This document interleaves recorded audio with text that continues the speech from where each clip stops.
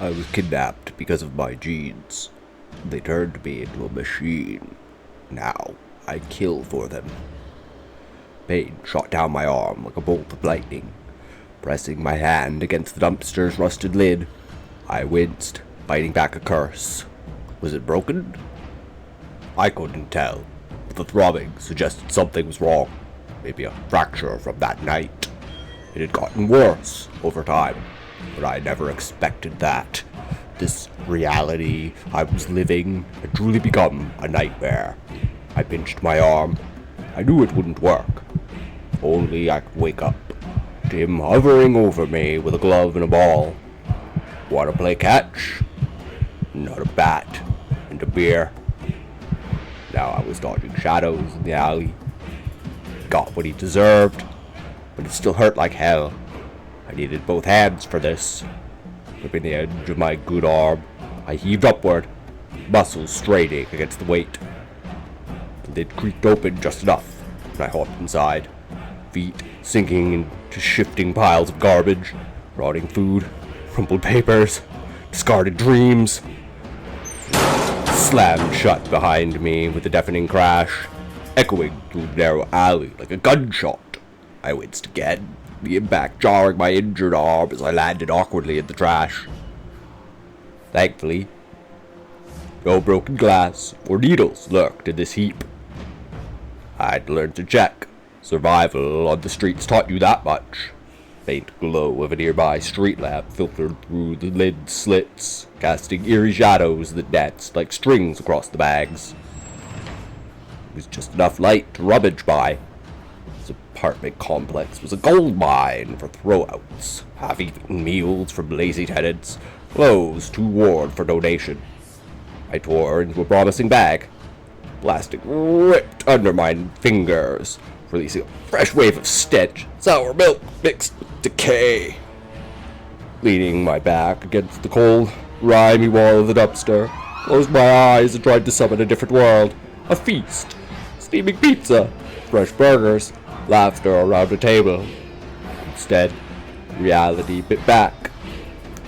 Pulled out a maggot-infested burger, the bun slick with mold. Wriggling white specks crawling across the patty. My stomach churned, but hunger won. I took a bite, choking it down, gagging on the foul taste, bitter, slimy, alive. This was survival now, reduced to scavenging like an animal. Tears prickled at my eyes, hot and unwelcome, but anger surged stronger. A fire in my chest that burned away the weakness. Why cry? This was my life, the hand I'd been dealt. It all changed with those wires. Dad, he wasn't perfect, far from it. Rough around the edges, quick with a shout or a swing when the beer flowed too freely. But he supported us, kept a roof over our heads, food on the table. Until the change. It started small, itching under his skin, complaints of threads burrowing inside him. Morgellons. The doctors dismissed it as a delusion. Fibers from clothes or imagination run wild. But I saw it. One night, I came home to find him fused to the sofa, his body contorted, face locked in a silent scream. Wide open, like he'd glimpsed hell. Thin, glistening wires, biological, alive, erupted from his skin, weaving into the fabric, consuming him from within. He wasn't Dad anymore. He was a monster, a husk controlled by something else. No one would believe a kid like me. Trauma, they'd say, or runaway imagination. So I ran, packed what I could, and vanished into the night. Part of me couldn't blame him for what happened. Whatever force did that to him was merciless, turning humans into puppets. But blame didn't matter now. Whoever, whatever twisted him must have mocked me too. My genes, inherited from him, carried the curse. Running away had only delayed it, manifesting this nightmare reality. Sewers for beds, dumpsters for kitchens, back alleys for homes. The smell of rotten urine was almost familiar, a twisted comfort. I had nothing else. No friends, no family, just the gnawing fear that the wires were already inside me, waiting. I tasted bile rising as I forced down the last bite, my throat constricting, my stomach settled a bit, the growling subdued for now. Survive till morning, that was the mantra. But where to sleep? In here? Safe, but suffocating. Or out there? Exposed, but free to run. Streets offered better odds for escape, but higher risk of them finding me, whoever they were. I rolled up the sleeves of my hoodie, once a crisp dark blue, now splotched with every shade of filth, grease stains, dirt smears, garbage residue, just like me, broken, discarded. My jeans fared no better, torn at the knees, crusted with grime. This was all I owned, my worldly possessions reduced to rags. I knew it was real, this hell, but old habits died hard. I pinched my arm, hard enough to bruise, hoping against hope I'd wake up. I never did. Since everything went downhill, since Dad's transformation shattered our world, I'd clung to that delusion. Wake up, and there he'd be, sober for once. Not the bat swinging rage, the beer cans piling like accusations. Flexing my fingers slowly, I probed the pain in my arm, bruises blooming purple under the skin. Not broken, I decided, but maybe fractured. I'd have to baby it. No hospitals for runaways like me. They'd ask questions, call authorities. I scoured the rest of the dumpster, hoping for bandages or something useful. Then a voice pierced the night from outside. "Jason, I know you're in there." My heart slammed against my ribs, sweat beading on my brow despite the chill. The voice was firm, steady, like a cop's, but not quite. How the hell did he know my name? Fear hit like ice water, freezing my blood. Crouched no lower, breath shallow. "Don't worry," the voice continued, closer now. "I'm not here to hurt you. I know what happened to your father. I'm here to help.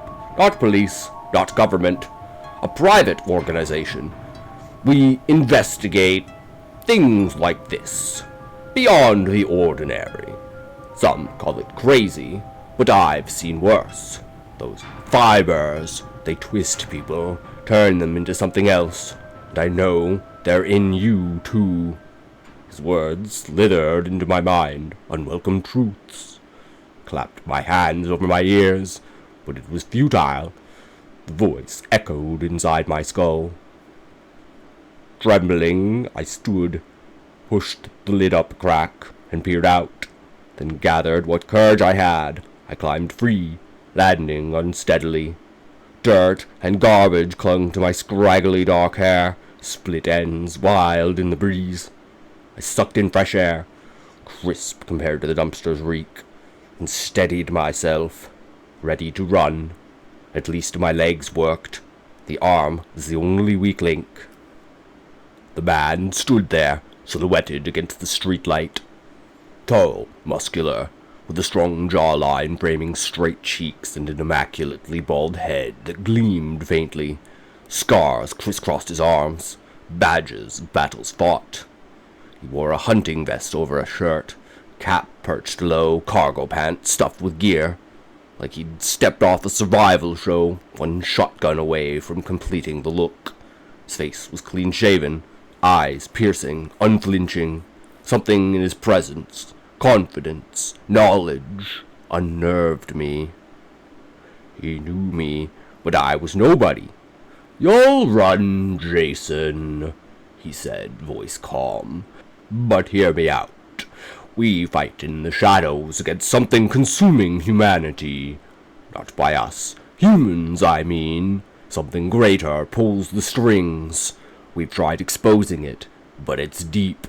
The neural cords are the key. You're the son of a Morgellons carrier. Those wires aren't delusions. They're engineered, genetic. In your code, the network hunts you. His words stirred a chill deeper than fear. Morgellons, Dad's delusion, now real, weaponized. I'm Johann, he added. Come with us. The rebellion will protect you, feed you proper. Lies. They all lied. Cops, doctors, everyone. Maybe he was military, luring me in. You're crazy, I spat. Crazier than me. Leave me alone. I handle my own life. I bolted, feet pounding pavement, expecting chase. Footsteps, shouts, a gun cocking. Nothing. Then his voice struck my ears. I faltered a step, but forced myself onwards. The words, an endless echo in my skull. When they come, I'll find you. Maybe then you'll listen. He walked the other way, nonchalant. A ploy. I wouldn't bite. I dashed from the alley, down the street, mind racing. Maybe a new town. Hitchhike. Vanish again. Twilight deepened, sun dipping over hills, shadows elongating like fingers. Daydreams distracted me. I missed the solemn footsteps trailing me. Then one man stepped down from an alley. Another. 3 more closed in. As I whirled, I collided with the last. Deep blue eyes behind round spectacles. Brown curly hair. Sharp features. White lab coat pristine. He smiled, triumphant. Jason, we found you! I'm Dr. Spoor. Not too late, thankfully. You're special. We know about your father. We'll care for you. His hand clamped my shoulder, digging in. Pain flared. I winced, fist flexing, arm screaming. Don't fight, he murmured.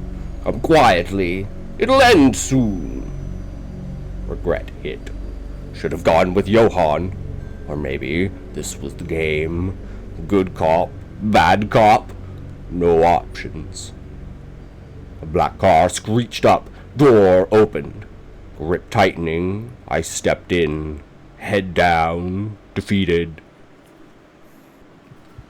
I was strapped to a cold metal table, restraints biting skin, heart thundering, blood chilled, sweat drenched me, hair matted, masked doctors loomed, tools glinting, probes, needles, scalpels. I thrashed, screamed till my throat burned raw. How long? Hours? Days? They dissected me, awake. No sedation, less the wires, the neural cords booming from my nervous system, like a second set of lymph nodes, retract and become dormant. Needles pinched, blades sliced, searching my flesh. Agony built, wave after wave, until a primal pain exploded. Deep, true, stars bursting, eyes rolling back, darkness claimed me. They found them. Biological fibers woven into nerves, tied to my brainstem. A presence stirred in my mind, buoyant, calming, like floating in warm water. Whispers teased, unclear, then clarity drowned by another voice. Visions returned. Dr. Schmore, eyes glass-like, glinting with reverence or jealousy. Perfect subject, he said. Rare Morgellons, child. Snatched before the rebels could get you. Your mind resists the network, but Lisa will assess you. You're precious, the ideal soldier, perhaps the next evolution. My mind wandered for a time, the voices pressing on me like a wave. I fought to keep myself whole. They would see what a cornered animal can do. I was alone, at least physically.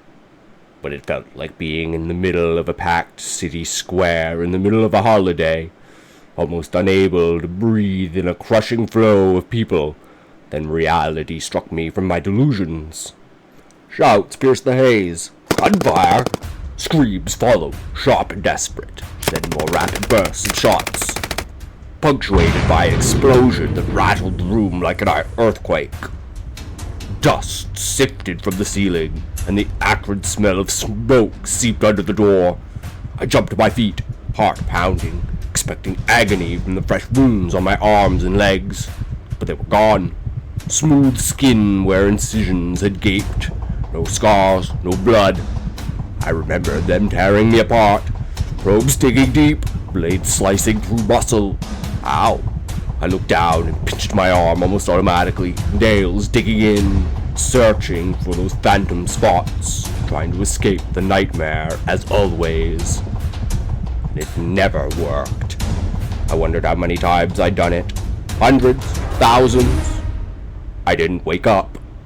This was real, inescapably so, and I had nowhere left to run. Then, a commanding voice cut through the chaos outside, and my heart surged with fragile hope. At least, I wanted to believe it was hope, not just another trick of my fractured mind. I recognized it. Johann. The door burst open with a metallic screech, hinges groaning under the force. Sweat gleamed on his chiseled muscles, his full military regalia. Tactical vest, gamo pads, boots caked in grime, splattered with fresh blood.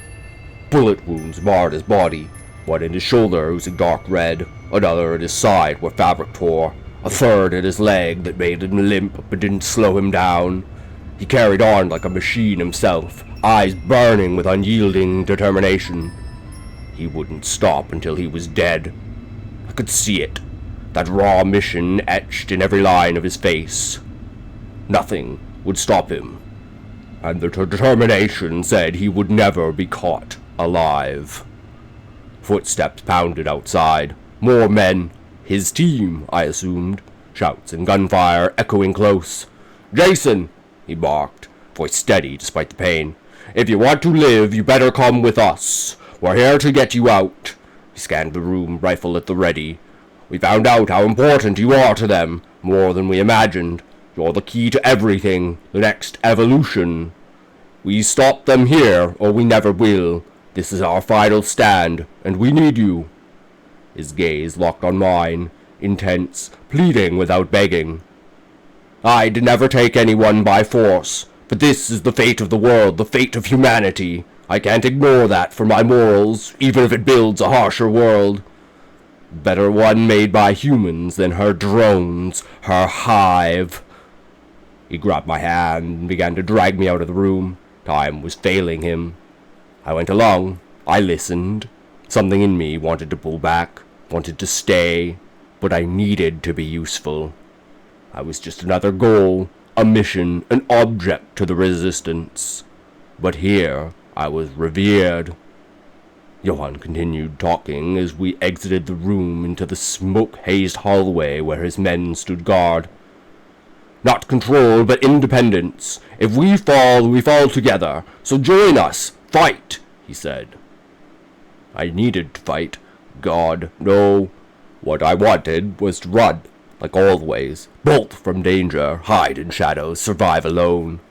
Never had a need taken charge of me. Never had it even crossed my mind. The thought of having power, being on the other end. All I'd ever done, run from Dad's rage, from his transformation, from his cursed life. But maybe now, maybe it was a time to stop. Time to take charge. I'd been handed an opportunity, not squander it like the others. The missed chances, the normalcy, an escape. No, this time, I'd do something. I'd try.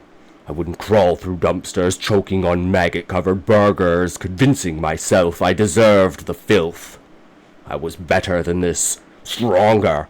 So I nodded, shaky but resolute, and followed him into the hallway. 5 men, full armored gear, Kevlar plates, helmets with visors, assault rifles slung, stood guard, their breaths heavy, eyes scanning the dim corridors. The air hummed with tension, fluorescent lights flickered overhead. Then came a faint tapping, like distant rain, growing louder, rhythmic. Footsteps, hundreds of them, closing in. "They're coming, Jason," Johann warned, his voice low and urgent. "Whatever you see, they're not real people anymore. Drones, twisted by the network."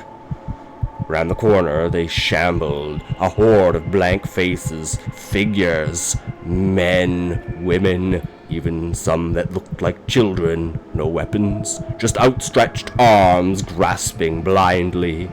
Their eyes were vacant, movements jerky like zombies, but real flesh and blood under the network control. Johann's team opened fire, the hallway erupting in muzzle flashes and deafened cracks. Bodies jerked and fell, 5, 10, 15, crumpling in heaps, blood pooling on the tile. But they kept coming, wave after wave, climbing over the dead without pause, fingers clawing air. "Why send them like this?" I shouted over the din, ducking as a stray bullet ricocheted. "Over and over!" Johann fired another burst, dropping 3 more. "Attrition," he yelled back, a grim smile flashing. "Wear us down, force mistakes." But the horde didn't stop. My chest tightened, something stirring inside me, a faint itch under my skin, like threads awakening. No, not now. These were people once, like Dad. If we lost here, the network would consume everything, cities, families, free will. Humanity erased, one wire at a time. Click, click, click. The ammo ran dry, rifles smoking. We backed down the hallway, footsteps thundering from the other direction now, flanking us. Johann cursed under his breath, reloading frantically. "How are there so many? Intel said a couple hundred max. This is thousands!" The itch in me deepened, spreading like fire through my veins. Memories flashed. Dad scratching at his arms, muttering about threads. I clawed at my skin, fighting the pull, but a whisper echoed in my mind. "Join. Belong. End the pain." Then a maniacally high-pitched laugh pierced the air, like a witch's cackle, screaming and echoing off the walls. The drones halted mid-step, parting like a sea. She emerged, long-blonde hair cascading, fair skin flawless, a finely tailored dress suit hugging her form like a CEO ready for a boardroom conquest. Lisa. That uncanny smile stretched too wide, her dead eyes fixing on me with predatory glee. "Just surrender," she purred, voice silky yet laced with madness. "You could never win." Beside her stepped Dr. Schmore, smoothing his bloodied lab coat, features sharp and unyielding. Lisa nodded toward him, and Johann's remaining men drew knives, circling warily. The air crackled with tension. I felt the wires in me pulse, urging submission. Johann grabbed my hand. "Run!" But in a blink, Schmore moved inhumanly fast, a blur of motion. Knives scraped and ground against hidden metal limbs beneath his coat, bouncing harmlessly. He crushed them one by one, a fist to the throat, a knee to the gut, a snap of bone. 5 men down in seconds, gurgling, then lifeless. Lisa watched, almost impatient, her laugh tinkling again. He was inhuman, a monster of flesh and machine, and something inside me responded. Power. A longing I hadn't known, blooming like the fibers in my body. It whispered promises. No more running, no more pain. I stared at my hands, feeling threads shift beneath the skin, coiling tighter. The brink. Exhaustion, fear, the horde closing in. Humanity's fall if I resisted. Peace if I gave in. Lisa's eyes met mine, recognizing the shift. "He's perfect," she said, voice triumphant. "Return Jason to the lab. Connect Johann to the network." Johann, cornered, placed a hand on my shoulder, looking down with weary resolve. "We tried, kid. It's all on you now. Find a way. That's all we got. He pulled out his knife, jammed it into his mouth. Slicing at a hidden tooth, he crushed it between his jaws. Foam bubbled forth, his body convulsed, eyes rolling back. Lisa sighed. Schmor rushed over. Too late. They exchanged glances, frustration, calculation. Neurotoxin, Schmor muttered. Brain unsalvageable. Happens every time. That's why we get nothing from them. The wires in me surged. Calming wave, drowning doubt. Was this my brink? Pushed here. The longing grew.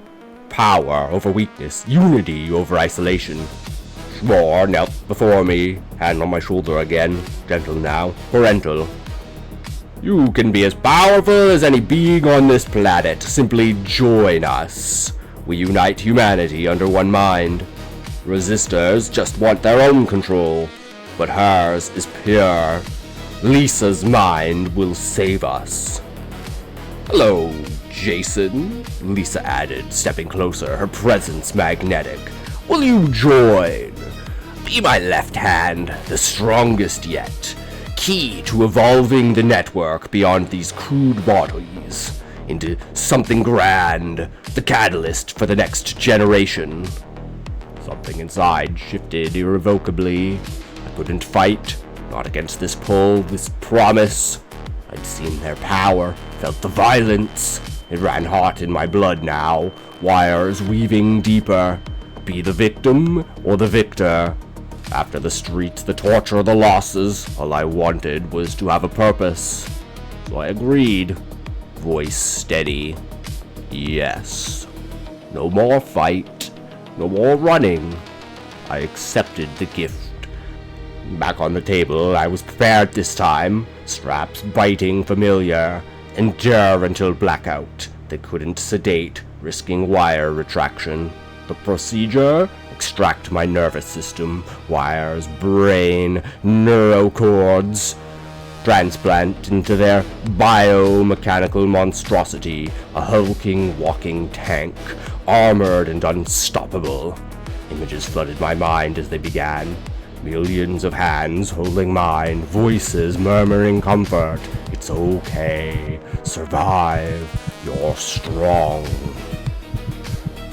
Wires hummed approval, dulling the initial cuts, but pain built raw and primal as they peeled me apart layer by layer. Screams tore from my throat, drowning the whispers, until darkness swallowed me whole.